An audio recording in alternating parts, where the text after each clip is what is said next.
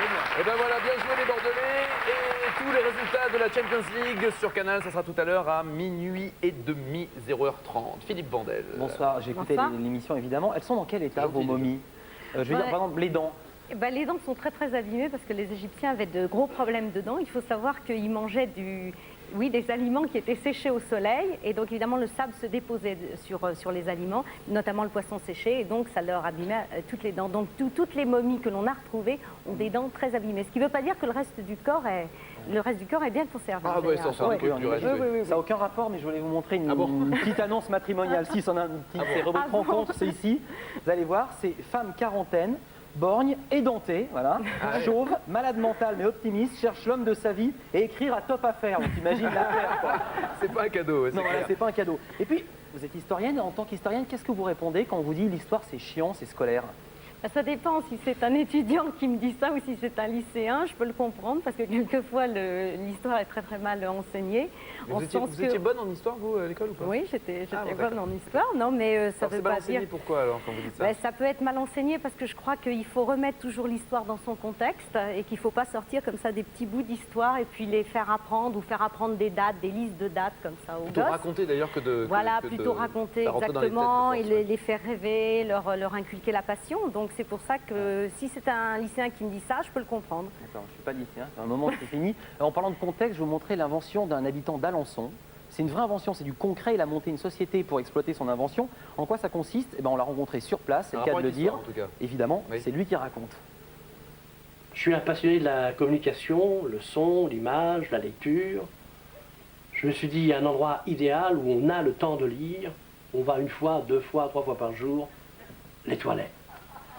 Et là, j'ai inventé le premier papier toilette à lire. Ce papier toilette s'appelle Lutin Malin.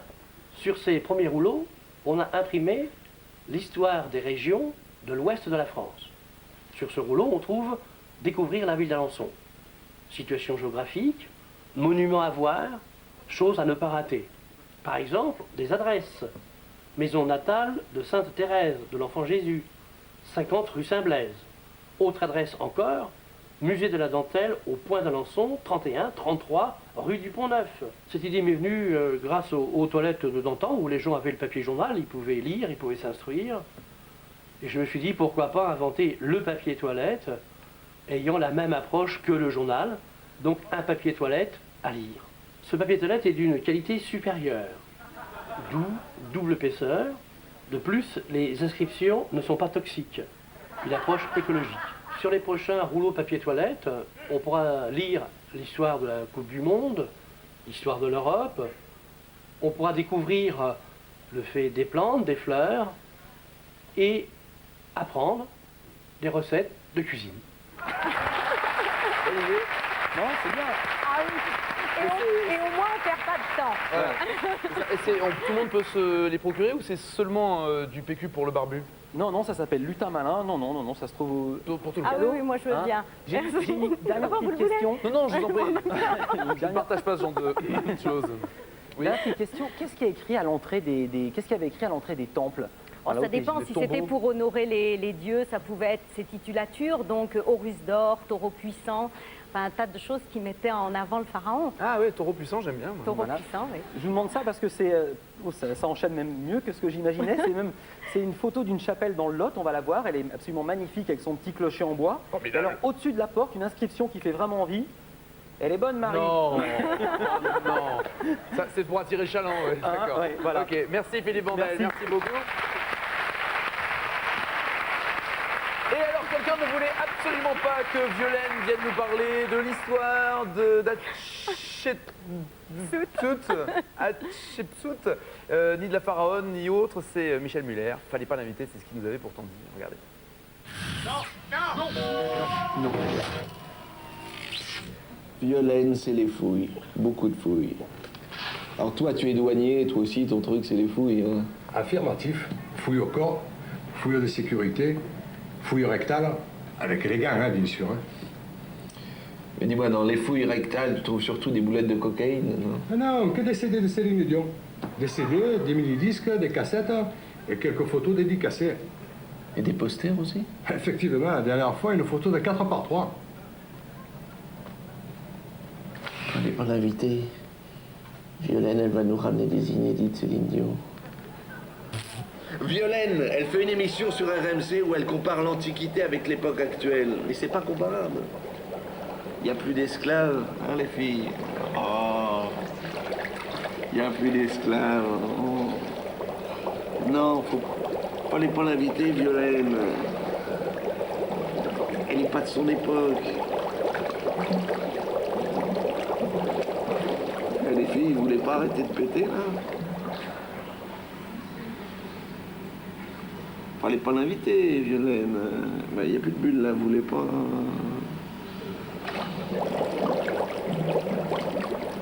Ça fait du bien au dos. Violaine, elle fait des fouilles. Beaucoup de fouilles, bon. Nous aussi, on fait des fouilles, hein. On n'en fait pas un bouquin. Ouais. On fait des fouilles personnelles. Oh, mémé! Sacré mémé, tu l'as retrouvé. Oh, regarde, toujours le sourire. Oh, fallait pas l'inviter, Violaine. Elle remue les vieux souvenirs, c'est moche. Et tu aurais pas une pince pour les dents? Si, je vais chercher un personnel. On l'a retrouvé, les filles. Oh, sacré mémé. Je crois qu'il y a sa main avec les bagues, là. Bon, ça va, c'est pas trop mal passé. Il est un peu faux, hein? Bon, hypocrite, comme on dit.